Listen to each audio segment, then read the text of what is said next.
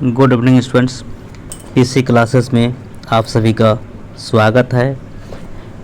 एक और नई वीडियो में जो आज आप लोगों के लिए लेकर के उपस्थित हुआ हूँ, ये आपका बिहार पॉलिटेक्निक प्रवेश परीक्षा जो है आपका, जो भी स्टूडेंट्स बिहार पॉलिटेक्निक प्रवेश परीक्षा 2023 के लिए जो भी स्टूडेंट्स प्रिपरेशन कर रहे हैं, उसके लिए यह वीडियो बहुत ही उपयोगी सिद्ध होगा, क्योंकि आज इस वीडियो में आप लोगों के लिए ये आपका बिहार पॉलिटेक्निक प्रवेश परीक्षा, ये आपका इसका मॉडल सॉल्व पेपर है जो आपका 2019 में ये आपका पूछा गया प्रश्न है। ये आपका प्रीवियस ईयर का जो क्वेश्चन पेपर है बिहार पॉलिटेक्निक के लिए, जो प्रीवियस ईयर होता है, जो 2019 में जो परीक्षा हुआ था उसमें यह प्रश्न पूछा गया था। तो इसके लिए जो भी स्टूडेंट्स बिहार पॉलिटेक्निक प्रवेश परीक्षा 2023 के लिए जो भी तैयारी कर रहे हैं, इसके लिए यह वीडियो बहुत ही यूजफुल होगा, क्योंकि आप प्रीवियस ईयर आप कर लेते हैं तो आपके लिए बहुत ही फ़ायदेमंद होगा तैयारी में। चलिए तो स्टार्ट करते हैं आज का यह वीडियो। ये आपका बिहार पॉलिटेक्निक का जो मॉडल पेपर है जो 2019 में जो परीक्षा होता है, इसके लिए ये आपका क्वेश्चन पेपर है, प्रीवियस ईयर क्वेश्चन है, जो बहुत ही उपयोगी होगा आने वाले परीक्षा में। तो आज हम इस वीडियो में देखेंगे ये आपका फिजिक्स का पोर्शन को देखेंगे। जो आपका आप सभी जानते हैं कि आपका बिहार पॉलिटेक्निक जो आपका प्रवेश परीक्षा होता है, बिहार पॉलिटेक्निक प्रवेश परीक्षा में आपका ये जो 3 सेक्शन होता है, फिजिक्स, केमिस्ट्री और आपका ये मैथ। तो इसमें आपका फिजिक्स से आपका 30 क्वेश्चन रहता है और केमिस्ट्री से आपका 30 क्वेश्चन रहता है और मैथ से आपका 30 क्वेश्चन रहता है। तो इसलिए आपका फिजिक्स 30, केमिस्ट्री 30 और मैथ से 30, यानी आपका कुल मिलाकर आपका 90 नंबर का क्वेश्चन 90 क्वेश्चन होता है। और आपको इस वीडियो में आज हम लोग फिजिक्स का पोर्शन का देखेंगे 30 क्वेश्चन को। इसके बाद फिर नेक्स्ट वीडियो में फिर केमिस्ट्री, मैथ, इस तरह से और भी प्रीवियस ईयर को देखेंगे। जो भी स्टूडेंट्स बिहार पॉलिटेक्निक प्रवेश परीक्षा का तैयारी कर रहे हैं, इसके लिए यह चैनल बहुत ही उपयोगी होगा और सभी प्रीवियस ईयर को हम ध्यान में रख करके इस चैनल पर तैयारी कराया जाएगा। चलिए तो स्टार्ट करते हैं वीडियो को। आज हम फिजिक्स का पोर्शन को इस वीडियो में देखने वाले हैं। तो शुरू करते हैं। आपका फर्स्ट क्वेश्चन आपका है चंद्रमा के धरातल से देखने पर आकाश का रंग कैसा दिखाई देता है। तो जो है चंद्रमा के धरातल से देखने पर आकाश का रंग कैसा दिखाई देता है, लाल, नीला, श्वेत या फिर काला। तो इसका जो सही उत्तर हो जाएगा आपका क्या हो जाएगा, काला। ऑप्शन नंबर डी इसका करेक्ट हो जाएगा। क्या हो जाएगा, काला।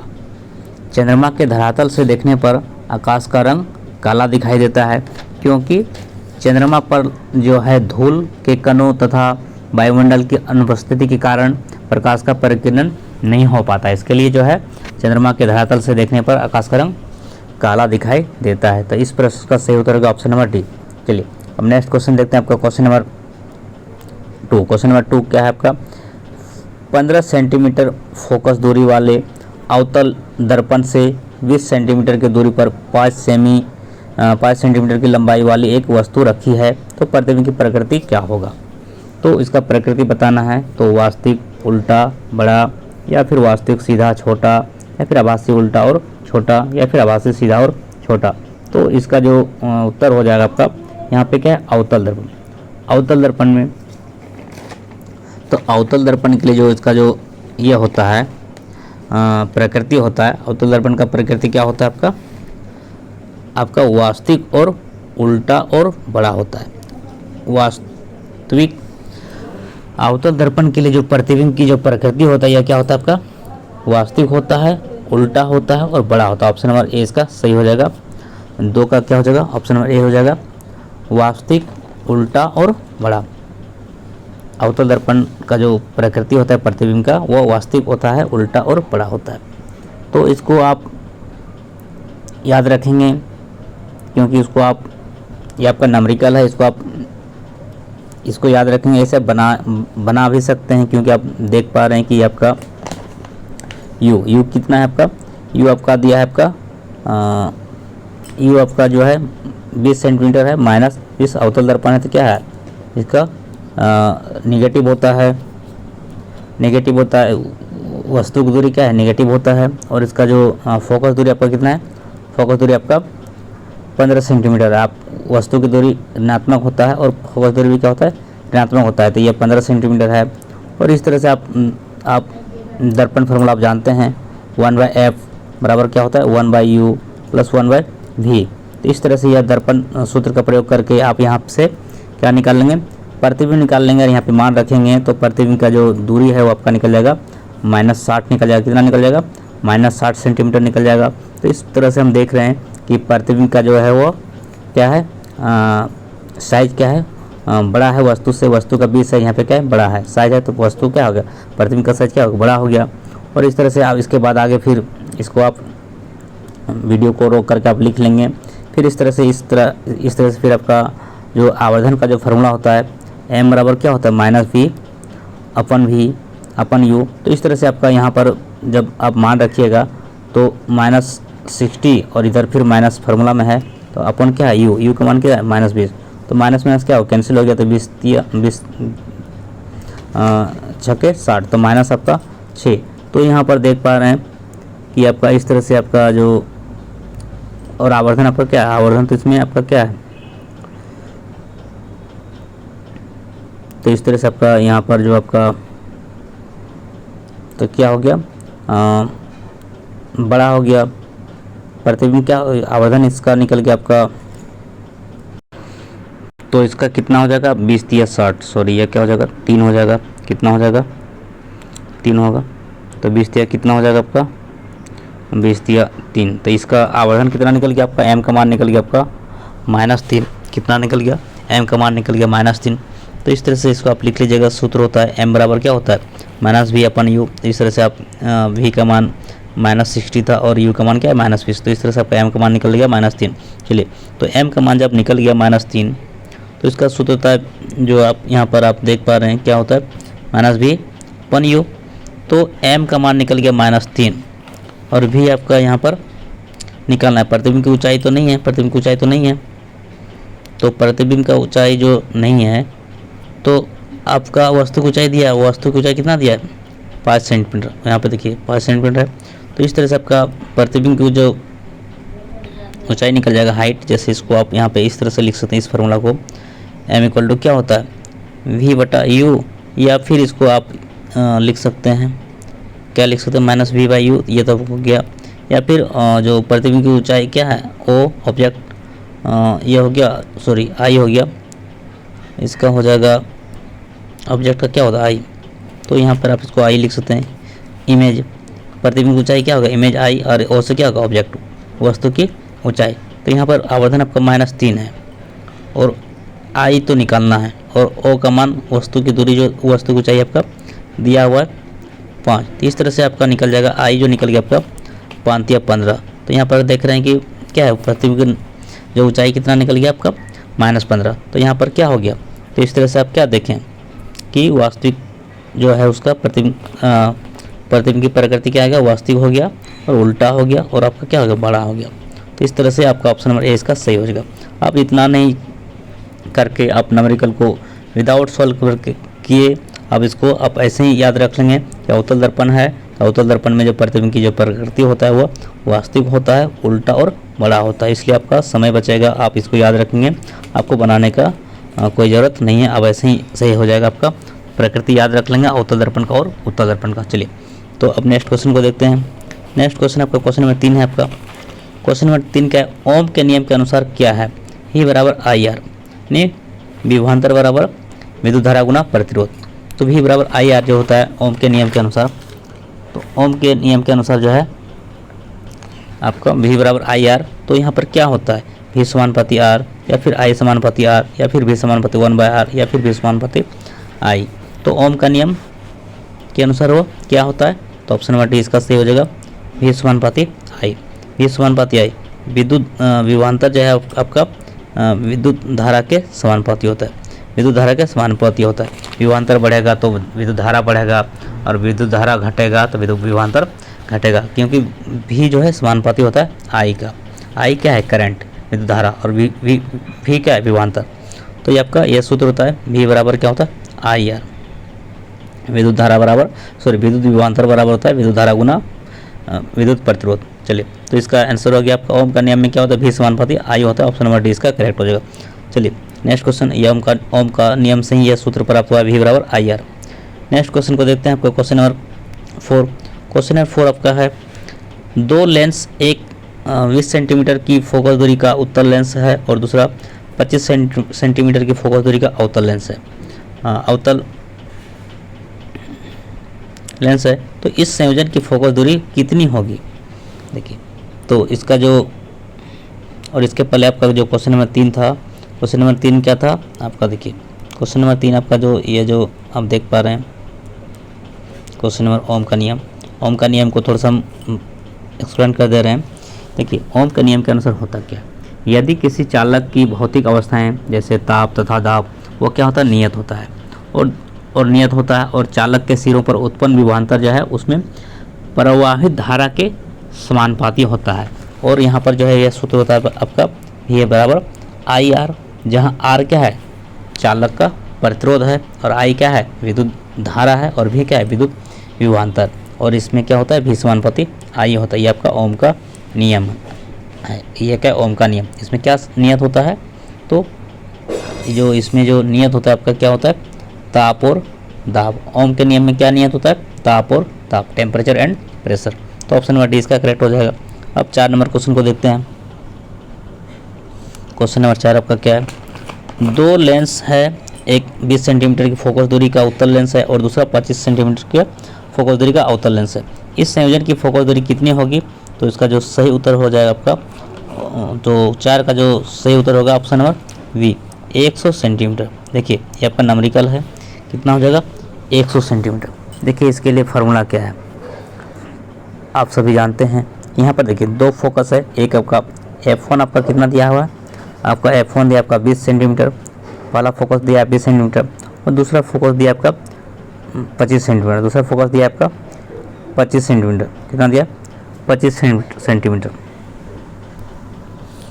दूसरा जो है आपका क्या? अवतल है, तो अवतल वाला क्या होगा? नेगेटिव हो जाएगा, क्योंकि आप जानते हैं कि उत्तल जो है लेंस है, उत्तल का फोकस क्या होता है? पॉजिटिव होता है, तो 20 सेंटीमीटर हो गया। और दूसरा क्या है? 25 सेंटीमीटर जो वो अवतल है, जिसका क्या हो जाए? माइनस 25 सेंटीमीटर हो गया। तो यहाँ पर आपको निकालना क्या है? फोकस दूरी। तो फोकस दूरी का फॉर्मूला होता है आपका 1/f, 1/f, 1/f बराबर क्या हो गया? 1/f1 plus 1/f2। इस तरह से आप मान रखेंगे तो इसका मान निकल जाएगा आपका, मान पुट कर दीजिएगा तो क्या हो जाएगा? देखिए F1 पहला फोकस कितना है आपका? 20 सेंटीमीटर, क्योंकि वो उत्तल है, जिसके लिए क्या हो जाएगा? प्लस हो जाएगा 20 सेंटीमीटर। दूसरा क्या है? 25 सेंटीमीटर, जो आपका F2 है, यह कितना हो जाएगा? Minus 25 centimetre. माइनस 25 सेंटीमीटर इसलिए होगा क्योंकि अवतल दर्पण का जो है, अवतल जो लेंस है उसका फोकस क्या होता है? ऋणात्मक होता है, निगेटिव होता है। तो और इसका फोकस दूरी निकालना है, तो फोकस दूरी का सूत्र क्या? 1/f इक्वल टू हो जाएगा आपका, इसके लिए फार्मूला है आपका, याद रखेंगे फार्मूला को। देखिए फार्मूला आपको लिख दे रहे हैं 1/f1 प्लस 1/f2। आप यहाँ पे मान रखिएगा, कितना रखिएगा? 1/20, और इधर प्लस माइनस क्या हो जाएगा? माइनस हो जाएगा 1/25। इसको जब सॉल्व कीजिएगा तो f का मान निकल जाएगा, 1/f का मान निकल जाएगा आपका, कितना निकल जाएगा? 1/100। और इस तरह से f का मान कितना निकल जाएगा? 100। क्या हो जाएगा? 100 सेंटीमीटर। तो ऑप्शन नंबर किस में हो जाएगा? आप इसको वीडियो को रोक के आप आसानी से इसको वीडियो को रोक के आप लिख लीजिए, तो इसका आंसर हो जाएगा ऑप्शन नंबर वी, 100 सेंटीमीटर। इसके लिए फार्मूला क्या बताएं? 1/f equal to 1/f1 plus 1/f2, ये आपका सूत्र है। और आपका वाला फोकस आपका 20 सेंटीमीटर, दूसरा क्या? माइनस 25 सेंटीमीटर, क्योंकि अवतल का निगेटिव होता है फोकस दूरी। चलिए अब नेक्स्ट क्वेश्चन को देखते हैं आपका क्वेश्चन नंबर 5। क्वेश्चन नंबर 5 आपका क्या है? क्वेश्चन नंबर 5 आपका है, एक विद्युत परिपथ में विद्युत धारा को नियंत्रित करने के लिए प्रयोग किया जाने वाला यंत्र है। एक विद्युत परिपथ में विद्युत धारा को नियंत्रित करने के लिए जो प्रयोग किया जाने वाला जो यंत्र है वो क्या है? इसका जो सही उत्तर होगा 5 का सी, धारा नियंत्रक। क्या है? धारा नियंत्रक। ऑप्शन नंबर सी हो जाएगा। एक विद्युत परिपथ में विद्युत धारा को नियंत्रित करने के लिए जो प्रयोग किया जाता है वो क्या है? धारा नियंत्रक। ऑप्शन नंबर क्या हो जाएगा? सी इसका सही हो जाएगा। धारा नियंत्रक का उपयोग जो है वो प्रतिरोध के मान में परिवर्तन द्वारा धारा नियंत्रित करने में जो किया जाता है वो क्या है आपका? तो अतः विद्युत परिपथ में जो धारा नियंत्रण करने के लिए जो धारा नियंत्रक का क्या होता है वो उपयोग किया जाता है। क्या है? धारा नियंत्रक का उपयोग प्रतिरोध के मान में परिवर्तन द्वारा धारा नियंत्रित करने में किया जाता है। तो इसका उत्तर हो जाएगा आपका ऑप्शन नंबर सी, धारा नियंत्रक। चलिए नेक्स्ट क्वेश्चन को देखते हैं। आपका क्वेश्चन नंबर 6। क्वेश्चन नंबर 6 क्या है? एक व्यक्ति समाचार पत्र को सहजता से पढ़ने के लिए आँखों से दूर रख कर पढ़ता है, तो उसे किस तरह का दृष्टि दोष है? बहुत ही अच्छा प्रश्न है। एक व्यक्ति समाचार पत्र को सहजता से पढ़ने के लिए आँखों से दूर रखकर पढ़ता है, तो उसे किस तरह का दृष्टि दोष है? तो वो आपका मोतियाबिंद से पीड़ित है, या फिर जरा दृष्टि दोष, या फिर दूर दृष्टि दोष, या निकट दृष्टि दोष। तो इसका जो सही उत्तर होगा आपका 6 का ऑप्शन नंबर आ जाएगा सी हो जाएगा, दूर दृष्टि दोष। ऑप्शन नंबर क्या हो जाएगा? सी, दूर दृष्टि दोष। क्या हो जाएगा? ऑप्शन नंबर सी इसका करेक्ट हो जाएगा, दूर दृष्टि दोष। दूर दृष्टि दोष से ग्रसित व्यक्ति दूर स्थित वस्तुओं को स्पष्ट रूप से देख सकता है, परंतु पास स्थित वस्तुओं को नहीं देख सकता है। अतः दूरदृष्टि दोष से ग्रसित एक व्यक्ति समाचार पत्र को सहजता से पढ़ने के लिए आँखों से दूर रखकर पढ़ता है। तो इस तरह से प्रश्न का सही उत्तर होगा ऑप्शन नंबर सी, दूरदृष्टि दोष। चलिए अब नेक्स्ट क्वेश्चन को देखते हैं। Question number 7। ये भी बहुत ही अच्छा प्रश्न है, आपका न्यूमेरिकल है। क्या है? क्वेश्चन नंबर 7 आपका क्या है? देखिए क्वेश्चन नंबर 7 क्या है? क्वेश्चन नंबर 7 आपका है 200 वोल्ट की लाइन से जुड़े 5 एम्पीयर विद्युत धारा को वहन करने के लिए 400 ओम के कितने प्रतिरोधक की आवश्यकता होगी? बहुत ही अच्छा प्रश्न है। 200 वोल्ट की लाइन से जुड़े 5 एम्पीयर विद्युत धारा को वहन करने के लिए जो 400 ओम के कितने प्रतिरोधक की आवश्यकता होगी? देखिए आप देख रहे हैं कि I बराबर कितना दिया है? आपका जो I है, आपका कुल धारा कितना दिया है? 5 एम्पीयर। I कितना दिया है? 5 एम्पीयर। ठीक है। और वोल्ट V बराबर कितना दिया आपका? 200 वोल्ट। V बराबर कितना दिया? 200 वोल्ट।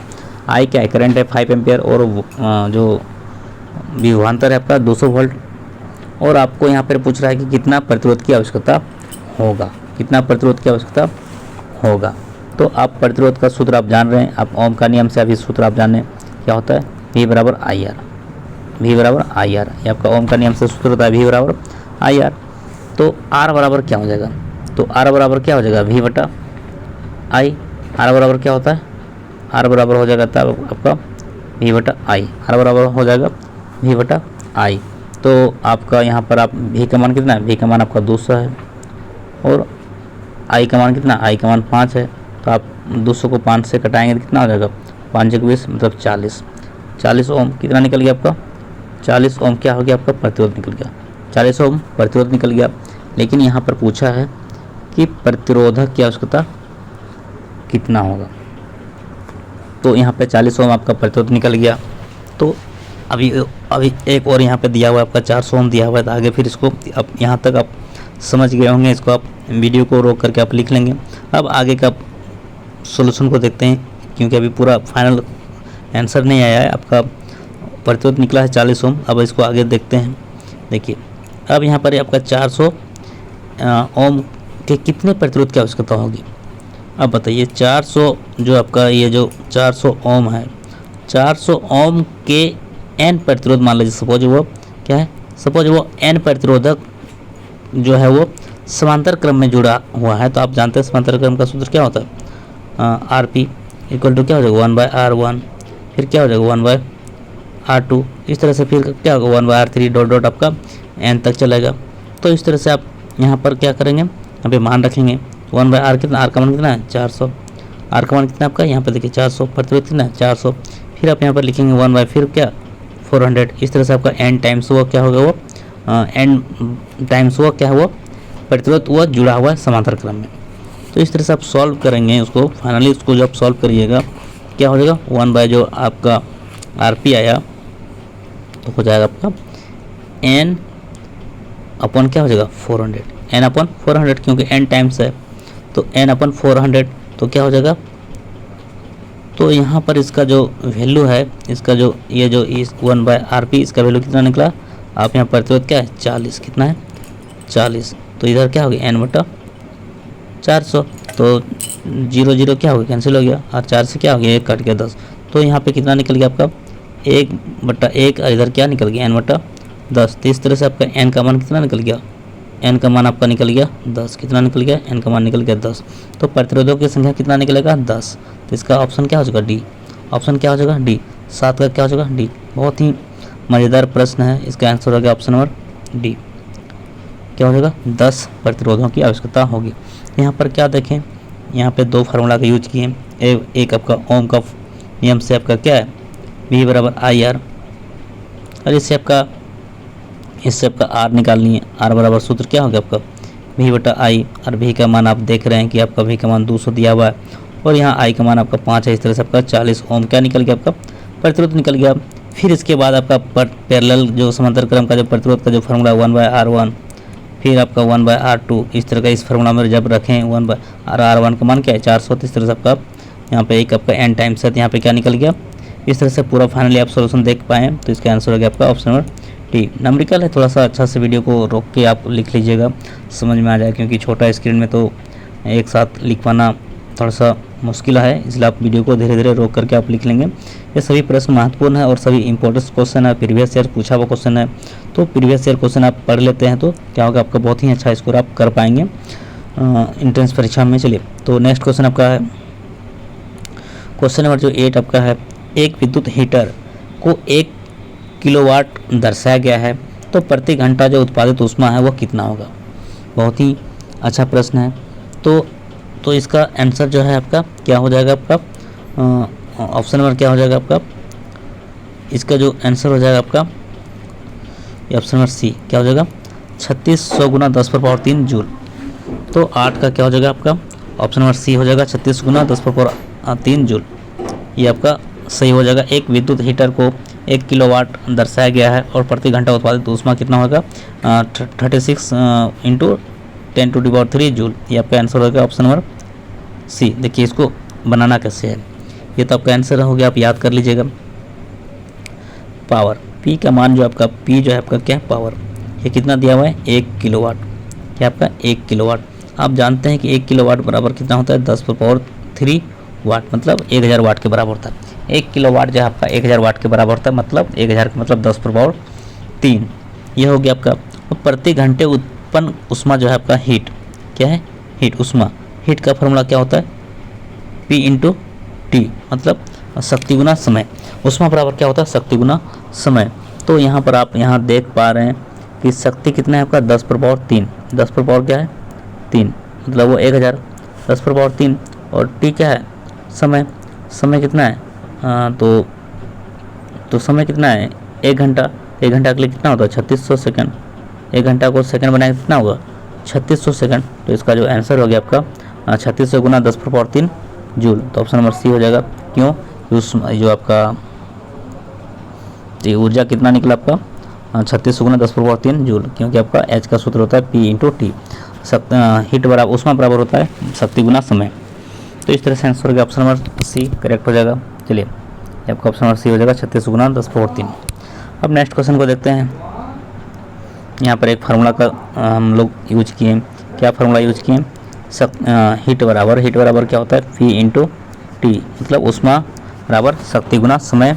और इस तरह से आप यहाँ पे आप जान रहे हैं कि P जो है आपका 1 किलोवाट है, शक्ति कितना 1 किलोवाट, और 1 किलोवाट बराबर होता है आपका 1000 वाट। इस तरह से आपका डायरेक्ट मान रखने पर आपका यह आंसर हो जाएगा ऑप्शन नंबर सी। चलिए अब क्वेश्चन नंबर 9 को देखते हैं। क्वेश्चन नंबर 9 आपका है, क्वेश्चन नंबर 9 आपका क्या है, एक अवतल दर्पण द्वारा एक वस्तु का आभासी प्रतिबिंब प्राप्त करने के लिए वस्तु रखी होनी चाहिए। देखिए बहुत ही अच्छा प्रश्न है। एक अवतल दर्पण द्वारा एक वस्तु का आभासी प्रतिबिंब प्राप्त करने के लिए वस्तु को कहाँ रखना चाहिए? तो इसका सही उत्तर होगा ऑप्शन नंबर डी। क्या हो जाएगा? ऑप्शन नंबर डी सही हो जाएगा। मुख्य फोकस और ध्रुव के बीच, यानी जो फोकस और जो आपका ध्रुव होता है, जो पोल होता है, उसके बीच में रखने पर क्या होता है, वह वस्तु को रखने पर क्या होता है, वह आभासी प्रतिबिंब प्राप्त होता है। अवतल दर्पण में वस्तु को फोकस और ध्रुव के बीच रखने पर वह प्रतिबिंब जो है वह क्या है, आभासी प्राप्त होता है। ऑप्शन नंबर क्या हो जाएगा? डी सही हो जाएगा, जो आपका फोकस और ध्रुव के बीच। चलिए अब नेक्स्ट क्वेश्चन देखते हैं, आपका क्वेश्चन नंबर 10। क्वेश्चन नंबर क्या है आपका? Question number 10। आप जान रहे हैं कि यह जो आपका सेक्शन वाइज ये वीडियो है आपका, ये आपका 2019 का जो प्रीवियस ईयर है बिहार पॉलिटेक्निक का, जो 2019 में जो पूछा हुआ प्रश्न पत्र है, जो आपका आज हम इस वीडियो में फिजिक्स को देख रहे हैं। तो ये आपका फिजिक्स में आपका प्रत्येक सेक्शन से 30 प्रश्न होता है। तो आपका ये 10 नंबर क्वेश्चन है। चलिए, मानव नेत्र में प्रवेश करने वाली प्रकाश की मात्रा को किसके द्वारा नियंत्रित किया जाता है? तो ये आपका बहुत ही अच्छा प्रश्न है। तो इसका जो सही उत्तर होगा आपका 10 का ए, परितारिका। क्या हो जाएगा? परितारिका। बहुत ही महत्वपूर्ण प्रश्न है, बहुत ही इंपॉर्टेंट प्रश्न है। क्या है? परितारिका। मानव नेत्र में प्रवेश करने वाली प्रकाश की मात्रा परितारिका द्वारा नियंत्रित होती है। तो ऑप्शन नंबर क्या हो जाएगा? ए इसका सही हो जाएगा। क्या हो जाएगा? परितारिका। क्या हो जाएगा? परितारिका।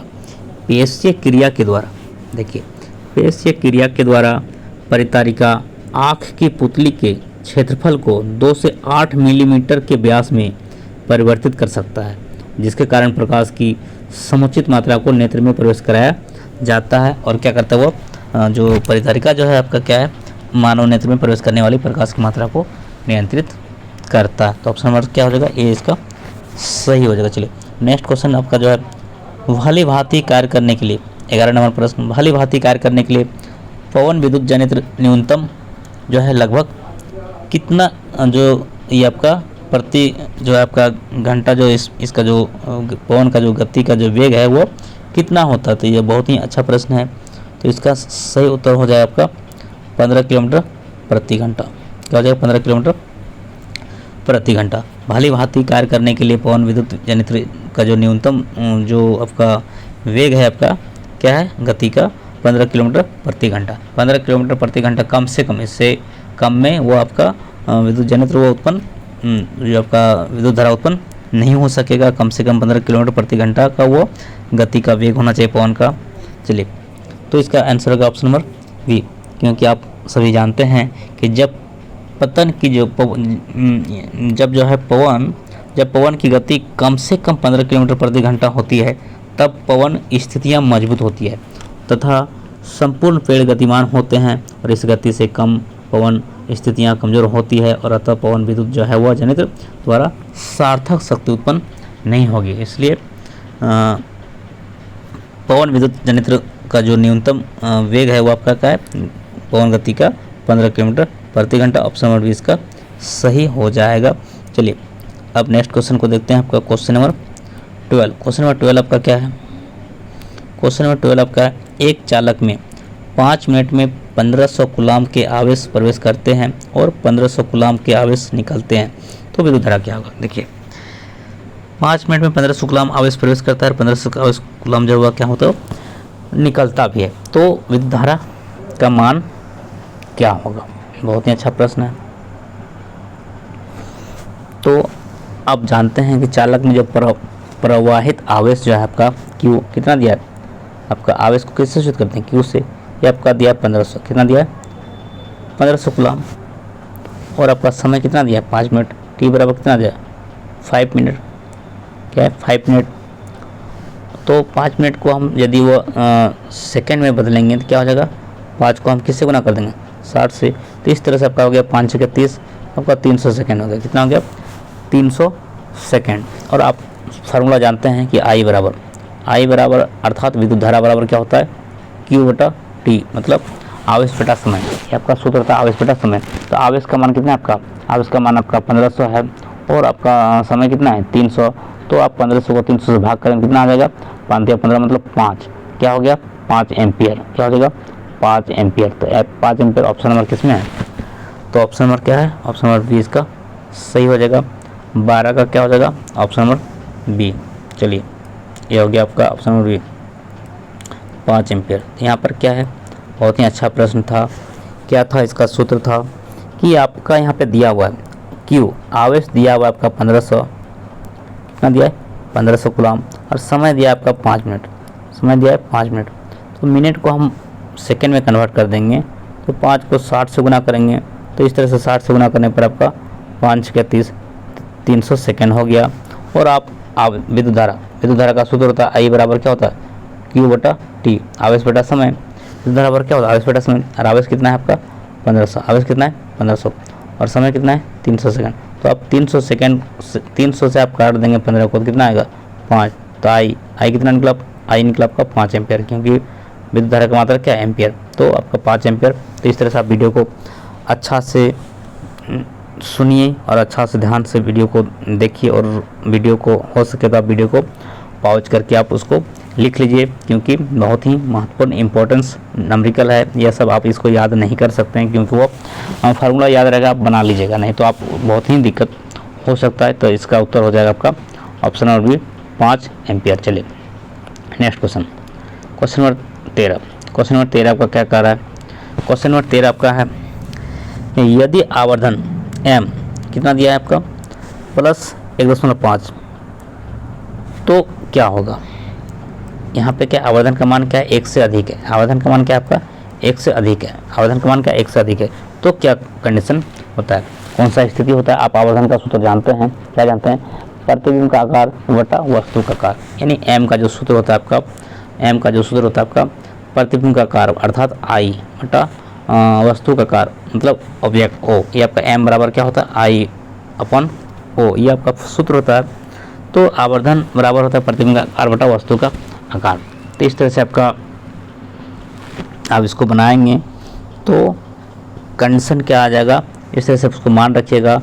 तो आपका इस तरह से आपका जो कंडीशन आएगा, जो बनाने पर आपका क्या मिलेगा, वो आपका मिलेगा आपका जो प्रतिबिंब का आकार जो है वह क्या वस्तु के आकार से बड़ा होता है। जहाँ पर क्या होगा m क्या है धनात्मक है, तो इस स्थिति में आप जब देखेंगे कि m का मान धनात्मक है तो क्या हो जाएगा, प्रतिबिंब का जो आकार है इमेज ये क्या होता है वस्तु की आकार से बड़ा होता है। तो प्रतिबिंब का जो height of image is greater than height of object, तो I is greater than O, तो I is greater than O, तो कहाँ पर कौन सा ऑप्शन दिख रहा है ये आपका, जब यहाँ पर ध्यान देंगे कि m का मान पॉजिटिव होता है, तो इसके लिए इस केस में क्या होता है I जो है वो बड़ा होता है ऑब्जेक्ट से, इमेज जो है बड़ा होता है ऑब्जेक्ट से, नहीं प्रतिबिंब बड़ा होता है वस्तु से। तो ऑप्शन नंबर किस में यह आपका दिख रहा है, तो ऑप्शन नंबर आपका बी में ये चीज़ दिख रहा है। क्या दिख रहा है, ऑप्शन नंबर बी है आपका प्रतिबिंब का आकार बड़ा होगा वस्तु के आकार से, तो ऑप्शन नंबर बी इसका सही हो जाएगा। I is greater than O, इस केस को याद रखेंगे जब आपका M क्या होगा पॉजिटिव होगा, मैग्नीफिकेशन पॉजिटिव होगा, मतलब आपका आवर्धन धनात्मक होगा, तो वस्तु का जो प्रतिबिंब का जो आकार है वो वस्तु के आकार से बड़ा होता है और वास्तविक प्रतिबिंब बनता है। तो ऑप्शन नंबर क्या हो जाएगा, वी इसका करेक्ट हो जाएगा। बहुत ही अच्छा प्रश्न है सभी। चलिए अब नेक्स्ट क्वेश्चन को देखते हैं, क्वेश्चन नंबर 14। क्वेश्चन नंबर 14 आपका क्या है, यदि वायु से जल का अपवर्तनांक 4/3 है तो जल से वायु का अपवर्तन कितना होगा। यदि वायु से जल का अपवर्तनांक 4/3 है तो जल से वायु का अपवर्तनांक कितना हो जाएगा। तो इसका जो फार्मूला है, इसके लिए एक फार्मूला होता है, क्या फार्मूला है, क्या है आपका, इसके लिए फार्मूला है आपका ए से हो गया एयर, इधर क्या हो गया एन, अपवर्तनांक के लिए क्या होता है एन लिखते हैं, और यहाँ पे डब्ल्यू से क्या हो गया वाटर। ए से एयर को रिप्रेजेंट कर रहा है और डब्ल्यू से क्या कर रहा है वाटर। तो इसके लिए जो फार्मूला होता है ये आपका दिया हुआ है 4/3, यानी वायु और जो आपका जल का जो अपवर्तनांक आपका 4/3 आपका क्या है वो दिया हुआ है, और आपको यहाँ निकालना है कि जल के संदर्भ में वायु का अपवर्तनांक, जल के संदर्भ में वायु का अपवर्तनांक। तो जल के संदर्भ में वायु का अपवर्तनांक क्या हो जाएगा, उसका क्या हो जाएगा आपका जस्ट क्या हो जाएगा आपका जो आप यहाँ पे देख पा रहे हैं कि जो 14 नंबर प्रश्न है, तो आपका जो यहाँ पर आपका वायु से जल का अपवर्तनांक दिया है आपका 4/3 और यहाँ पे पूछा है उसमें जल से वायु का अपवर्तन, तो उसका जस्ट उल्टा हो जाएगा। तो क्या हो जाएगा आपका 3/4। तो ऑप्शन नंबर क्या हो जाएगा, ऑप्शन नंबर 20 का करेक्ट हो जाएगा। देखिए यहाँ पे आपको वायु से जल मतलब ऐसे दिया है, एयर ANW, ए से एयर हो गया, एन तो अपवर्तनांक के लिए आता है और डब्ल्यू क्या है वाटर। इसका मान दिया है आपका 4/3 और आपको पूछ रहा है क्या, जल से वायु मतलब WNA यह पूछ रहा है। तो इसका क्या उल्टा हो जाएगा, तो इसका विपरीत हो जाएगा। 4/3 का उल्टा क्या होगा 3/4, क्योंकि यहाँ पे क्वेश्चन में दिया आपका वायु से जल 4/3 और आपको पूछा है जल से वायु, उसका उल्टा। तो क्या हो जाएगा 4/3 का उल्टा 3/4। तो ऑप्शन नंबर क्या हो जाएगा, वी करेक्ट हो जाएगा। बहुत ही इंपॉर्टेंट क्वेश्चन है। यदि वायु से जल का अपवर्तन 4/3 है तो जल से वायु का अपवर्तन क्या हो जाएगा 3/4, उसका उल्टा हो जाएगा, विपरीत हो जाएगा 3/4। तो ऑप्शन नंबर 20 का करेक्ट हो जाएगा। चलिए अब नेक्स्ट क्वेश्चन को देखते हैं, क्वेश्चन नंबर 15। क्वेश्चन नंबर 15 भी बहुत ही महत्वपूर्ण प्रश्न है, इंपॉर्टेंस है सभी। नेत्र विशेषज्ञ द्वारा नेत्र की जो शक्ति आपका क्या है आपका प्लस 2.5 डायोप्टर बताई गई। तो आप जान रहे हैं कि प्लस जो है आपका क्या आता है उत्तल दर्पण उत्तल लेंस का होता है, क्या होता है उत्तल लेंस में होता है प्लस। तो आप फोकस दूरी आपको यहाँ पे पूछ रहा है, तो फोकस दूरी क्या हो जाएगा, तो एफ बराबर सूत्र आप जानते हैं कि क्या होता है 1/p। एफ बराबर क्या होता है 1/p, तो 1/p, तो p का मान कितना था, तो यहाँ पे 1/p तो 2.5। तो आप यहाँ पर इसको क्या लेंगे, एक को क्या करेंगे मीटर को सेंटीमीटर बना लेंगे, तो क्या हो जाएगा आपका तो यहाँ पर 100 हो जाएगा। एक को क्या कर देंगे 100 बदल देंगे, क्यों सेंटीमीटर में कन्वर्ट कर देंगे। इस तरह से आपका फोकस दूरी आपका सेंटीमीटर में यहाँ पे दिया हुआ है। तो यहाँ पे 100 मीटर को 1 मीटर है, क्योंकि मीटर है ना, इसको एक को मीटर बनाएंगे क्या 100 हो गया बटा 2.5। तो बताइए, तो यहाँ पर क्या होगा दशमलव को हटाएंगे तो यहाँ पे क्या होगा 1 जीरो आ जाएगा। तो आपका 25 से काट देंगे 1000 को, कितना आ जाएगा आपका, यह निकल जाएगा आपका 25 चुके 100 मतलब 40, कितना निकल गया 40। तो ऐप का मान निकल गया आपका 40। तो 40 सेंटीमीटर किस में है आपका, तो ऑप्शन नंबर देख पा रहे हैं कि ऑप्शन नंबर सी में आपका है 40 सेंटीमीटर और एक उत्तल लेंस होगा। ऑप्शन नंबर सी इसका करेक्ट हो जाएगा। तो बहुत ही आसान है, बस सूत्र याद रखना होगा। क्या सूत्र है आपका, F बराबर 1/p। F बराबर क्या है 1/p। और फोकस दूरी जो आपका क्या है लेंस की शक्ति के का क्या होता है व्युत्क्रम होता है। फोकस दूरी क्या होता है लेंस की शक्ति का व्युत्क्रम होता है। F बराबर 1/p ये आपका फार्मूला है। और यहाँ पर आप मान रख देंगे तो क्या हो जाएगा, इस तरह से आपका 1 मीटर को आप सेंटीमीटर में कन्वर्ट कर लेंगे तो क्या हो जाएगा 100 हो जाएगा। और इसके बाद दशमलव उड़ाने के लिए 1 जीरो ऊपर आ जाएगा। इस तरह से आपका 1000 को 25 से भाग करें तो क्या हो जाएगा 40 सेंटीमीटर। और आप देख पा रहे हैं प्लस है, तो प्लस के लिए क्या होता है उत्तल लेंस। तो ऑप्शन नंबर क्या हो जाएगा सी इसका करेक्ट हो जाएगा। चलिए अब नेक्स्ट क्वेश्चन को देखते हैं। Question number 16। क्वेश्चन नंबर 16 आपका क्या, ये आपका आलेख दिया हुआ है, क्या है आपका आलेख दिया हुआ है। तो क्वेश्चन नंबर 16 आपका क्या है, दिए गए परिपथ आलेख में वोल्ट मीटर द्वारा दर्शाई गई है। देखिए यहाँ पे 10 वोल्ट, फिर 2 ओम, इधर 4 ओम, इधर 6 ओम, इधर आपका वोल्ट मीटर लगा हुआ है, इधर आपका एमीटर लगा हुआ है। तो इसके लिए जो है आपका आपको बताना है कि जो है ये कितना विभवांतर हुआ, इसमें कितना विभव हुआ जनरेट होगा। तो इसके लिए इसका जो सही उत्तर हो जाए आपका 16 का क्या हो जाएगा ऑप्शन नंबर सी, क्या है आपका 5 वोल्ट, क्या हो जाएगा 5 वोल्ट। ऑप्शन नंबर सी इसका हो जाएगा 5 वोल्ट। तो इसको बनाना होगा, क्योंकि बिना बनाए तो आप उसको सही नहीं कर सकते, क्योंकि वो क्या न्यूमेरिकल है, न्यूमेरिकल को आप याद तो नहीं कर सकते। देखिए तो यहाँ पे आपका रिक्वायर्ड जो आपका प्रतिरोध है, प्रतिरोध का आपको फॉर्मूला पता है, तुल्य प्रतिरोध श्रेणी क्रम में तो क्या हो जाएगा आपका, तो क्या हो जाएगा R1 plus R2 plus R3, 3 प्रतिरोध है। यहाँ पे क्या है 2 और फिर क्या है 4 और फिर कितना है 6, जोड़ के कितना हो जाएगा आपका 6 4 10 2 12, क्या निकल गया 12 ओम आपका कुल प्रतिरोध निकल गया 12, 2 4 6 12। तो 12 ओम इसका तुल्य प्रतिरोध हो गया श्रेणी क्रम में। इसके बाद देखते हैं, इसके बाद जो आपका श्रेणी क्रम में आपका निकल गया 12 प्रतिरोध।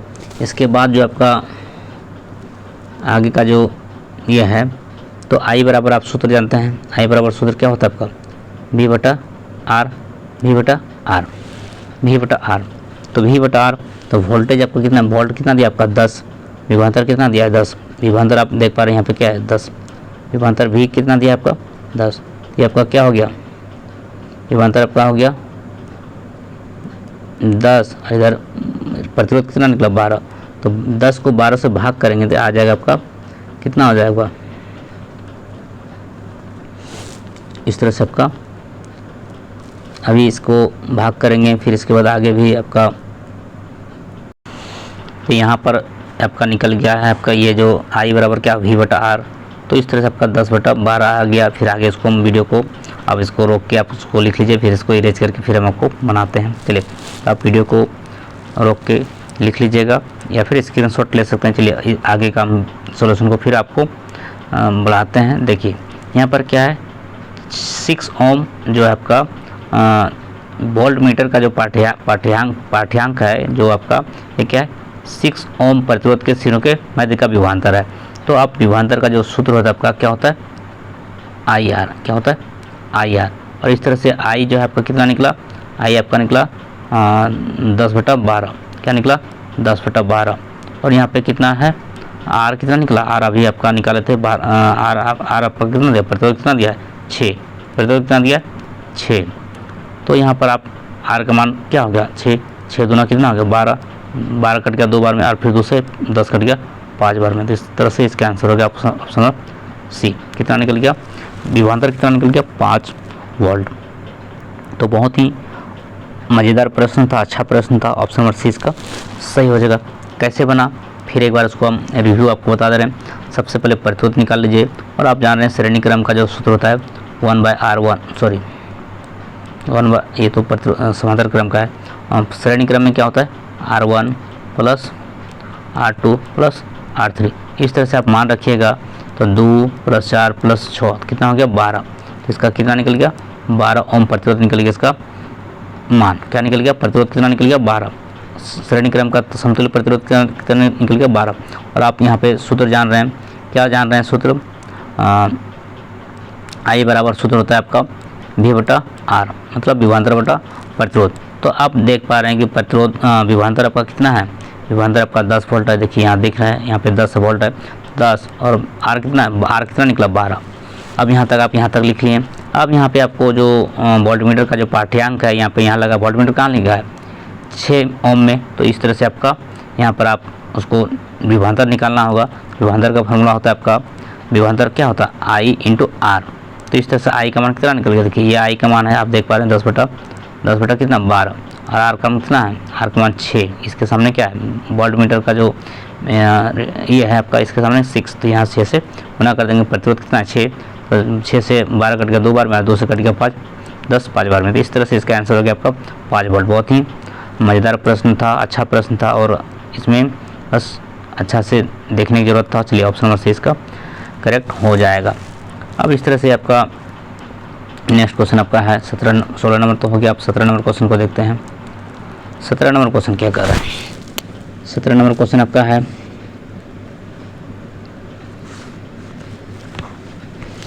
17 नंबर क्वेश्चन आपका है एक विद्युत फ्यूज आधारित है। एक विद्युत फ्यूज आधारित है तो किस पर आधारित है, विद्युत धारा के ऊष्मीय प्रभाव पर। ऑप्शन नंबर C इसका सही हो जाएगा। एक विद्युत फ्यूज आधारित है विद्युत धारा के ऊष्मीय प्रभाव पर। ऑप्शन नंबर क्या है C इसका सही हो जाएगा। 17 का क्या हो जाएगा C।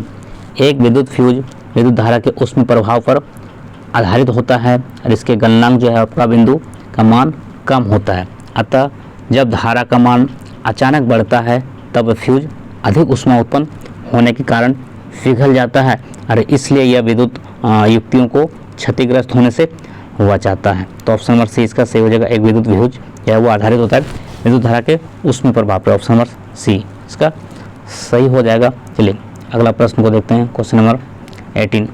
क्वेश्चन नंबर 18 आपका क्या है, क्वेश्चन नंबर 18 आपका है समान पदार्थ के 2 तार जिनकी लंबाई और त्रिज्या अनुपात क्रमशः 3:4 और 3:2 है और वे जो है 6 वोल्ट की एक बैटरी से समांतर में जुड़े हैं, तो विद्युत धाराओं का अनुपात क्या होगा, विद्युत धारा का अनुपात क्या होगा।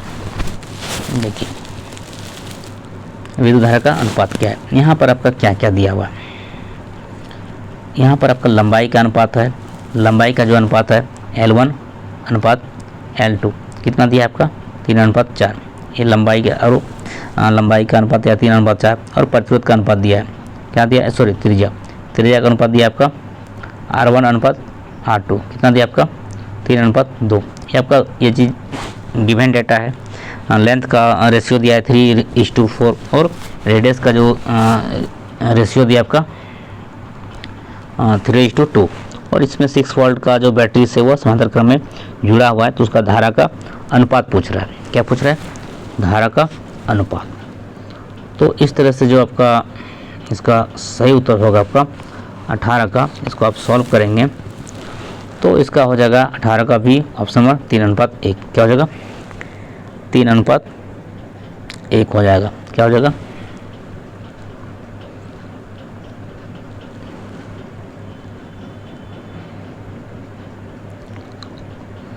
3:1। चलिए इसका हो जाएगा अनुपात 3:1। ये बनेगा कैसे, तो इसको हम बना देते हैं। ऑप्शन नंबर 20 का सही हो जाएगा 3:1। 18 का भी हो जाएगा 3:1। देखिए इसको कैसे बनाना है।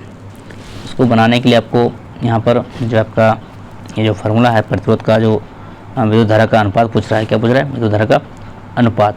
तो विद्युत धारा का अनुपात जो आपका क्या है, I1 और I2 का रेशियो पूछ रहा है। यहाँ पर क्या है आपका L1/L2 और क्या है गुना R2 का स्क्वायर बटा R1 का स्क्वायर। या फिर आप इस तरह से लिख सकते हैं, या फिर आप इस तरह से भी लिख सकते हैं I1/I2, क्योंकि जो धारा का अनुपात पूछ रहा है तो क्या आपका L1/L2 गुना R2/R1 का होल स्क्वायर। इस सूत्र पे रखेंगे तो आपका आंसर आ जाएगा।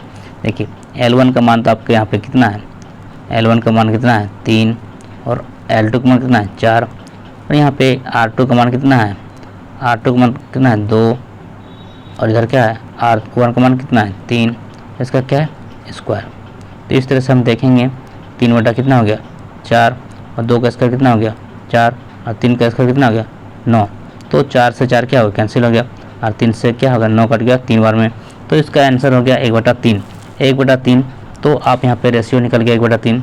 तो 1/3 जो निकला उसको आप वीडियो को रोक करके आप लिख लीजिए, आप वीडियो को लिख लीजिए या फिर स्क्रीनशॉट ले लीजिए। तो यहाँ पर हम देख रहे हैं, क्या देखें कि I1 और I2 का जो अनुपात निकला आपका कितना निकल गया 1/3। तो इस तरह से आपका क्या हो जाएगा, जब उसको अनुपात पूछा जा रहा है तो इसका अनुपात हो जाएगा आपका ये क्या हो जाएगा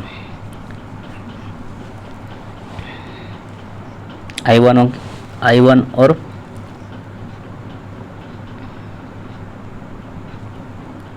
तो इसका क्या हो जाएगा रिवर्स हो जाएगा। क्या हो जाएगा रिवर्स हो जाएगा 1/3 हो जाएगा। तो 1/3 होगा तो ये आपका यहाँ पर ये तो आपका I और किसका था L1 और L2 का था,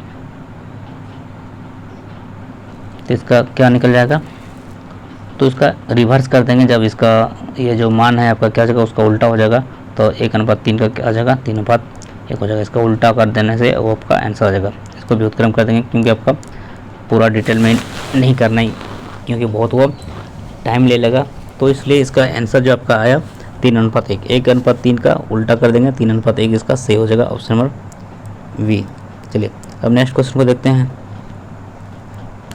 19 नंबर क्वेश्चन आपका क्या है। 19 नंबर क्वेश्चन आपका है, प्रकाश की शक्तिशाली समानांतर किरण पुंज प्राप्त करने के लिए जो वाहनों की हेडलाइट में क्या होता है, अवतल लेंस, उत्तल लेंस, अवतल दर्पण या फिर समतल दर्पण। तो इसका उत्तर हो जाएगा आपका ऑप्शन नंबर B हो जाएगा अवतल दर्पण। क्या हो जाएगा अवतल दर्पण। ऑप्शन नंबर 20 का करेक्ट हो जाएगा। प्रकाश की शक्तिशाली समानांतर किरण पुंज प्राप्त करने के लिए वाहनों की जो हेडलाइट में जो होता है वह अवतल दर्पण होता है। प्रकाश की शक्तिशाली समानांतर किरण पुंज प्राप्त करने के लिए वाहनों के हेडलाइट में अवतल दर्पण होता है, क्योंकि हेडलाइट का जो बल्ब है वो अवतल दर्पण के केंद्र बिंदु पर होता है, जो कि परावर्तन के पश्चात समानांतर किरण पुंज उत्पन्न करता है।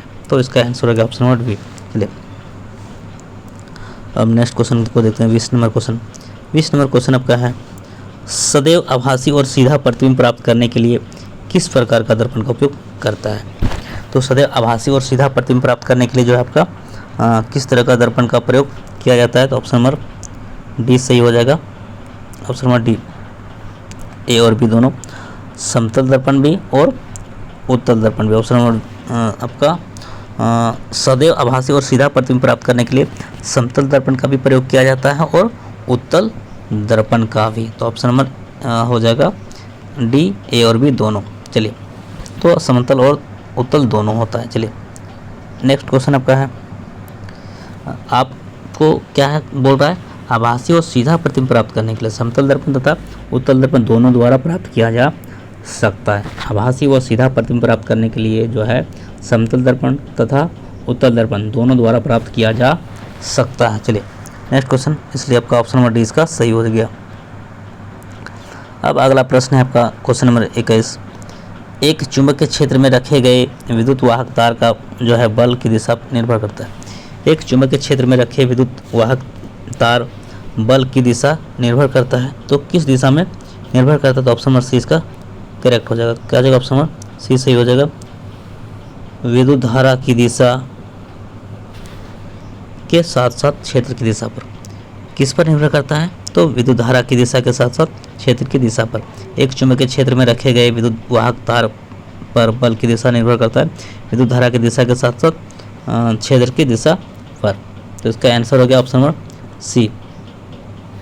देखिए फ्लेमिंग के जो बाएं हाथ का जो नियम के अनुसार जो है क्या है, फ्लेमिंग के बाएं हाथ का नियम क्या है, एक समान चुंबकीय क्षेत्र में रखे किसी धारावाही चालक तार पर बल की दिशा चालक तार में प्रवाहित धारा की दिशा के साथ साथ क्षेत्र की दिशा के लंबवत होती है। तो ऑप्शन नंबर सी इसका करेक्ट हो जाएगा। चलिए अगला प्रश्न को देखते हैं। प्रश्न संख्या 22। प्रश्न संख्या 22 क्या है आपका, कांच के प्रिज्म के माध्यम से श्वेत प्रकाश के विक्षेपण में यह पाया जाता है कि बैंगनी रंग अधिक मुड़ता है और लाल रंग कम मुड़ता है, तो क्या होगा? सभी रंगों की तरंगदैर्घ्य समान है या फिर बैंगनी का तरंगदैर्घ्य जो है लाल से अधिक होता है या फिर लाल का तरंगदैर्घ्य बैंगनी से अधिक होता है या फिर मुड़ना और तरंगदैर्घ्य पर निर्भर नहीं करता है। देखिए लैम्डा जो है आपका तरंगदैर्घ्य को सूचित करता है, तो इसका जो सही उत्तर होगा आपका 22 का, तो ऑप्शन नंबर सी इसका सही हो जाएगा। क्या हो जाएगा? ऑप्शन नंबर सी हो जाएगा 22 का। लाल रंगों का जो तरंगदैर्घ्य वह क्या होता है आपका अधिक होता है। लाल रंगों का तरंगदैर्घ्य वह क्या होता है बैंगनी के तरंगदैर्घ्य से अधिक होता है। ऑप्शन नंबर सी इसका करेक्ट आंसर हो जाएगा। लाल रंग की तरंगदैर्घ्य बैंगनी रंग की तरंगदैर्घ्य से अधिक होती है, अतः बैंगनी रंग लाल रंग से अधिक मुड़ता है और बैंगनी रंग के लिए विचलन कोण भी लाल रंग के विचलन कोण से अधिक होता है। तो इसलिए आप याद रखेंगे कि लाल रंग की तरंगदैर्घ्य बैंगनी रंग के तरंगदैर्घ्य से अधिक होता है और बैंगनी रंग का जो है वह बैंगनी रंग अधिक मुड़ता है, और अर्थात जो है बैंगनी रंग का विचलन भी जो है क्या है लाल रंग के विचलन से अधिक होता है। तो ऑप्शन नंबर सी सही हो जाएगा। तरंगदैर्घ्य लाल रंग का अधिक होता है बैंगनी रंग से। चलिए नेक्स्ट क्वेश्चन आपका है 23 नंबर क्वेश्चन। क्वेश्चन नंबर 23 आपका, जल में आंशिक रूप से डूबी एक पेंसिल वायु और जल के अंतरापृष्ठ पर प्रतिस्थापित प्रतीत होती है, यह किसके कारण होता है? जल में आंशिक रूप से डूबी एक पेंसिल वायु और जल के अंतरापृष्ठ पर जो प्रतिस्थापित प्रतीत होता है वो किसके कारण? तो इसका सही उत्तर होगा आपका 23 का डी। क्या है? 23 का डी, अपवर्तन के कारण। किस कारण? अपवर्तन के कारण। ऑप्शन नंबर डी हो जाएगा इसका। अपवर्तन के कारण जो हुआ क्या होता है, जल में आंशिक रूप से डूबी एक पेंसिल वायु और जल के अंतरापृष्ठ पर प्रतिस्थापित प्रतीत होती है, और इस स्थिति में जल में पेंसिल से आता हुआ प्रकाश वायु में प्रवेश करते समय अभिलंब से दूर हट जाता है। ऑप्शन नंबर डी सही हो जाएगा। जल में आंशिक रूप से डूबी एक पेंसिल वायु और जल के अंतरापृष्ठ पर प्रतिस्थापित प्रतीत होती है, यह जो है आपका अपवर्तन के कारण हो पाता है। ऑप्शन नंबर डी इसका सही हो जाएगा 23 का डी। चलिए नेक्स्ट क्वेश्चन, अगला प्रश्न को देखते हैं। अगला प्रश्न आपका 24 नंबर प्रश्न आपका 24 नंबर प्रश्न आपका क्या है, निम्नलिखित को उनके पूर्ण अपवर्तनांक के बढ़ते क्रम में व्यवस्थित करना। देखिए आपको अपवर्तनांक पूछा है कि किस तरह से वो व्यवस्थित होगा, सबसे अधिक किसका होगा, सबसे कम किसका होगा। तो ये बहुत ही अच्छा प्रश्न है। तो 24 का क्या हो जाएगा, इसमें याद रखना होगा कि किसका अपवर्तनांक अधिक होता है। तो यहाँ पर देख पा रहे हैं, तो यहाँ पर आपका अपवर्तनांक दिया हुआ है। तो 24 का क्या हो जाएगा, ऑप्शन नंबर ए इसका सही हो जाएगा। क्या हो जाएगा, जल, केरोसिन, कांच और हीरा। ऑप्शन नंबर क्या हो जाएगा, ए सही हो जाएगा। जो हीरा का जो अपवर्तनांक हुआ सबसे अधिक होता है, उसके बाद कांच का अपवर्तनांक, उसके बाद केरोसिन का और जल का। तो सबसे कम जो है आपका क्या है, वो जल का अपवर्तनांक होता है। सबसे कम किसका अपवर्तनांक होता है, जल का। सबसे ये बढ़ते क्रम में है, जल का अपवर्तनांक सबसे कम होता है, केरोसिन का उससे अधिक और कांच का उससे अधिक, और सबसे अधिक अपवर्तनांक किसका होता है, हीरा का। तो यहाँ पर क्या है, बढ़ते क्रम में है, जल का सबसे कम, केरोसिन का उससे अधिक, कांच का उससे अधिक, हीरा। तो यहाँ पे आपका बढ़ते क्रम में अपवर्तनांक दिया हुआ है, तो हीरा का अपवर्तनांक सबसे अधिक होता है। तो ये बढ़ते क्रम में कांच, केरोसिन और कांच और हीरा। ऑप्शन नंबर ए इसका सही हो जाए। चलिए अगला प्रश्न को देखते हैं। 25 नंबर प्रश्न, लेंस की शक्ति लेंस की फोकस दूरी के क्या होता है, किस प्रकार संबंध होता है, व्युत्क्रमणपाती। क्या होता है, व्युत्क्रमणपाती। तो ये आप जानते हैं कि लेंस का जो सूत्र होता है, लेंस का जो शक्ति का सूत्र होता है P बराबर 1/f, और दोनों में संबंध क्या होता है, P जो है वो P और F में संबंध क्या होता है, व्युत्क्रम का होता है, व्युत्क्रमणपाती। पावर जो है वो आपका फोकस दूरी से क्या होता है, वो व्युत्क्रम होता है। तो ये जो आपका P समानुपाती क्या होता है, 1/f। P समानुपाती क्या होता है, 1/f। P बढ़ेगा तो F घटेगा, और F बढ़ेगा तो P घटेगा। अर्थात P और F के बीच संबंध क्या होता है, वो इन्वर्सली प्रोपोर्शन का होता है, व्युत्क्रमणपाती का होता है। तो यहाँ पर पूछा है आपका, तो इसका आंसर क्या हो जाएगा, 25 का ऑप्शन नंबर 20 का सही हो जाएगा। 1/f के प्रत्यक्ष समानुपाती, व्युत्क्रमणपाती अर्थात मतलब 1/f के प्रत्यक्ष समानुपाती, क्योंकि ये सब तो कुछ दिया ही नहीं है। तो क्या हो जाएगा, 1/f के प्रत्यक्ष समानुपाती। ऑप्शन नंबर 20 का करेक्ट हो जाएगा। चलिए बाकी ऑप्शन तो है ही नहीं। चलिए नेक्स्ट क्वेश्चन को देखते हैं। Question number 26। क्वेश्चन नंबर 26 आपका है, यदि लंबाई व बल से प्रत्येक के मात्रक को दुगुना कर दिया जाए तो वे शक्ति के मात्रक में कितने गुना वृद्धि होगा। यदि लंबाई व बल से प्रत्येक के मात्रक को दुगुना कर दिया जाए तो शक्ति के मात्रक में कितने गुना वृद्धि होगा, 2 गुना, 6 गुना, 4 गुना, या फिर कोई परिवर्तन नहीं होगा। तो इसका सही उत्तर होगा आपका 4 गुना। क्या हो जाएगा, ऑप्शन नंबर बी 4 गुना। क्या हो जाएगा आपका 4 गुना। क्या हो जाएगा 4 गुना। यदि लंबाई व बल से प्रत्येक के मात्रक को दुगुना कर दिया जाए तो शक्ति के मात्रक में कितने गुना वृद्धि होगा, तो वो 4 गुना। क्या हो जाएगा आपका 4 गुना। ऑप्शन नंबर क्या हो जाएगा, वी इसका सही हो जाएगा। क्यों, क्या आप जानते हैं P बराबर क्या होता है, F गुना V। क्या होता है, F गुना V। और आपका V का मान क्या होता है, L/T। तो इस तरह से आपका ये जो सॉल्व करने पर ये आपका निकल जाए, आपका क्या हो जाए, आपका V बराबर क्या, L/T। यहाँ पर आप मान रख दिए L/T। एक बार इसको बना ही देता अच्छा रहेगा। इसका आंसर तो 4 गुना हो गया, आप याद कर लेंगे। क्या हो जाएगा 4 गुना। तो P बराबर क्या होता है आपका, F गुना V। और F का मान क्या होता है, F का सूत्र क्या होता है, L/T। और इस तरह से आपका क्या हो जाएगा, F जब क्या होता है वो दोगुना जब हो जाएगा, दोगुना कर देगा तो क्या हो जाएगा 2F हो जाएगा। इधर क्या हो जाएगा 2F हो जाएगा तो क्या हो जाएगा 2L हो जाएगा। और इधर T तो T ही रहेगा, T डबल नहीं होगा। तो इस तरह से आपका क्या हो जाएगा, 2 दूना कितना होगा 4। क्या हो जाएगा 4 हो जाएगा, 4F/L। तो F क्या हो गया, FL/T हो गया। सॉरी ये तो T है, FL क्या हो जाएगा यहाँ पे, FL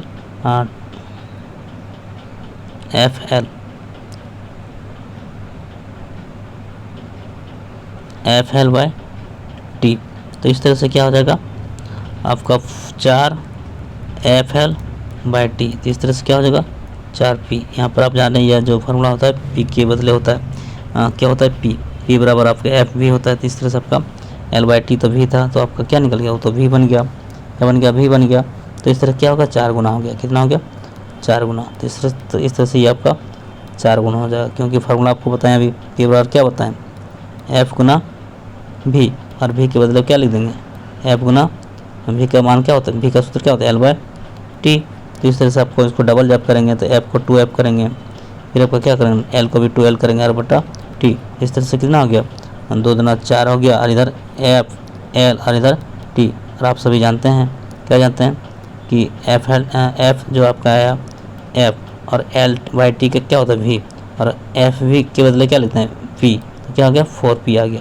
तो इसका क्या होगा, पी का क्या होगा, 4 गुना। तो ऑप्शन नंबर 20 का सही हो। बहुत ही मज़ेदार प्रश्न है, ऑप्शन नंबर 20 का करेक्ट हो जाएगा। याद रख लेंगे, सीधा बनाने का कोई झंझट नहीं है, आप इसको डायरेक्ट याद रख लेंगे कि यदि लंबाई व बल से प्रत्येक के मात्रा को दोगुना कर दिया जाए तो शक्ति का मात्रक में कितने गुना वृद्धि होता है, तो 4 गुना। ऑप्शन नंबर 20 का सही हो जाएगा। चलिए, बनाने में जितना समय लगेगा इससे कम समय उसको याद रख लेंगे और आपका काम बन जाएगा। एक आकाशगंगा की दूरी का कोटिमान 10⁻25 मीटर है। यदि यह दूरी प्रकाश की चाल से तय की जाए तो लिए गए समय की कोटिमान कितना होगा। और आप जानते हैं कि प्रकाश का जो चाल है आपका कितना होता है, 3 गुना 10⁻8 मीटर पर सेकंड। तो इसका सही उत्तर हो जाएगा आपका 27 का हो जाएगा आपका 27 का ऑप्शन नंबर डी है 10⁻17 सेकंड। 10 कितना हो जाएगा, 17 सेकंड। ऑप्शन नंबर डी इसका करेक्ट हो जाएगा, क्योंकि इसको भी आप बनाएंगे बहुत समय लगेगा, क्योंकि चाल बराबर आप जानते हैं दूरी बटा चाल होता है। इस तरह से मान रखेंगे तो क्या हो जाएगा आपका, बहुत ही लंबा जाएगा। तो इसका आंसर हो जाएगा ऑप्शन नंबर डी। चलिए नेक्स्ट क्वेश्चन को देखते हैं, आपका 28 number question. 28 number question, metre पैमाने द्वारा 2 छड़ों की लंबाई क्रमशः 50 सेंटीमीटर और 10 सेंटीमीटर नापी गई है। तो मीटर पैमाने की अल्पतमांक 1 मिमी है, तो दोनों नापों को किसको अधिक परिशुद्ध माना जाएगा। तो इसका जो उत्तर होगा आपका 28 का पहली नाप को, ऑप्शन नंबर ए। मीटर पैमाने द्वारा 2 छड़ों की लंबाई क्रमशः 50 सेंटीमीटर तथा 10 सेंटीमीटर नापी गई है। तो मीटर पैमाने का अल्पतमांक जो है 1 mm है, तो दोनों मापों में किसको अधिक परिशुद्ध माना गया है, तो पहली माप को, जो आपका यहाँ पर है, आपका पहली माप को अधिक परिशुद्ध माना गया। ऑप्शन नंबर ए इसका सही हो जाएगा। 28 का क्या हो जाएगा, ऑप्शन नंबर ए सही हो जाएगा। मीटर पैमाने से ली गई माप में जो अधिकतम जो है 1 मिमी की त्रुटि संभव है, और पहली नाप में अधिकतम संभावित त्रुटि जो है आपका ये इस तरह से आपका पहली माप को बताया गया। ऑप्शन नंबर ए इसका हो जाएगा पहली माप। नेक्स्ट क्वेश्चन में देखते हैं आपका 29 नंबर क्वेश्चन। 29 नंबर क्वेश्चन आपका है, समान परिमाण के 2 सदिशों का परिणामी इनमें से एक के बराबर हो तो सदिशों के मध्य का जो कोण बनता है वो कितना होता है। तो इसका होता है ऑप्शन नंबर डी हो जाएगा 120 डिग्री। क्या हो जाएगा, 120 डिग्री। क्या हो जाएगा, 120 डिग्री। इसके लिए आप एक फार्मूला होता है, समान परिमाण के 2 सदिशों के परिणामी इनमें से एक के बराबर हो तो सदिशों का मध्य कोण होता है। इसका सूत्र होता है आपका R = होता है a² plus b² plus 2ab cos theta. तो आप यहाँ पर आप देख पा रहे हैं कि a² प्लस क्या हो जाएगा, b² को क्या मान लेंगे, ए बी दोनों के आपस में बराबर है, एक क्या है बराबर है, तो b² को यहाँ पर हम इसको a² मान लेंगे कि दोनों आपस में क्या बराबर है। तो b² को a² कर लेंगे, और फिर यहाँ पे b को भी a बना लेंगे, क्या हो जाएगा 2a² cos थीटा। तो इस तरह से कितना हो गया आपका यहाँ पे a² 2a² हो गया। तो a² क्या हो गया 2a², इसको आप लिख लीजिए या फिर स्क्रीनशॉट ले लीजिए, फिर हम आगे का प्रोसेस को कंटिन्यू रखेंगे। तो यहाँ पर क्या हो जाएगा a² क्या हो गया 2a², और फिर प्लस क्या हो गया 2a² cos थीटा। तो यहाँ पर क्या है 2a² कॉमन हो जाएगा, यहाँ पर कितना बचेगा 1 प्लस cos थीटा बचेगा। तो इस तरह से क्या हो जाएगा, इधर जब आपको ये निकल गया a,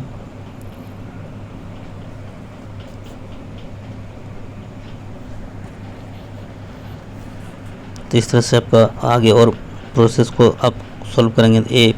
तो a जो स्क्वायर का मान निकल गया, तो 2a² 2a² into 1 plus cos square. Screen छोटा होने के कारण थोड़ा सा असुविधा होता है। तो a² बराबर क्या हो गया आपका 2a² into 1 plus cos theta. तो इस तरह से आपका कॉस थीटा बराबर कितना हो जाएगा -1/2। और आप जानते हैं कि -1/2 जो है वो किसका होता है 120 का। क्या होता है 120 का। तो थीटा का मान कितना निकल गया 120 डिग्री। तो ऑप्शन नंबर डी इसका सही हो जाएगा। तो ऑप्शन नंबर डी इसका सही। आप याद रखेंगे तो सबसे अच्छा रहेगा, क्योंकि नहीं तो फिर आपको बहुत समय लगेगा बनाने में। तो समान परिमाण के दो सदिशों के जो परिणामी होता है उसमें एक के बराबर एक होता है, तो सदिशों का मध्य जो कोण होता है वो 120 डिग्री। ऑप्शन नंबर डी इसका करेक्ट हो जाएगा। चलिए ये आपका क्या है लास्ट क्वेश्चन है, क्योंकि 30 क्वेश्चन का ही वो सेट होता है। चुंबकीय क्षेत्र रेखाओं के गुणधर्मों के संबंध में निम्नलिखित में से कौन सा कथन सत्य नहीं है पूछ रहा है। क्या पूछ रहा है नहीं है। तो इसका सही उत्तर का ऑप्शन नंबर सी। जब दो चुंबक रखी जाती है तो वे प्रतिशत करती है। तो नहीं बताना था, तो इसका ऑप्शन नंबर सी सही हो जाएगा। तो इसका क्या हो जाएगा जब दो चुंबक रखी जाती है तो वे प्रतिशत करती है। तो इसका आंसर हो गया ऑप्शन नंबर सी। चुंबकीय क्षेत्र रेखाओं के गुणधर्मों के संबंध में जो निम्नलिखित में से कौन सा कथन सत्य नहीं है। तो जब दो चुंबक रखी जाती है तो वे प्रतिशत करती है, ये आपका कथन सत्य नहीं है। चुंबकीय बल रेखाएं जो है आपका एक दूसरे को आपस में नहीं काटती है। चुंबकीय बल रेखाएं एक दूसरे को आपस में नहीं काटती है, क्योंकि जब वे एक दूसरे को काटती है तो कटान बिंदु पर दो आसपास रेखा खींची जा सकती है। अतः चुंबकीय सुई का कटान बिंदु पर दो आसपास रेखीय दिशाओं में विक्षेपित होना संभव नहीं है। तो इस तरह से इस तरह का आपका जो सेट है आपका 30 क्वेश्चन का, ये आपका फिजिक्स का सेट था, जो आपका बिहार पॉलिटेक्निक का जो 2019 में जो पूछा गया प्रीवियस सेट का क्वेश्चन था। और यह वीडियो आपने देखा, आपका फिजिक्स का सेट था जो 30 महत्वपूर्ण इम्पोर्टेंस क्वेश्चन जो पूछा हुआ क्वेश्चन है 2019 में। इस क्वेश्चन को बहुत ही अच्छे तरीक़ा से डिस्कस किया। अब नेक्स्ट वीडियो में अगला सेट लेकर के आएंगे। तब तक के लिए सभी को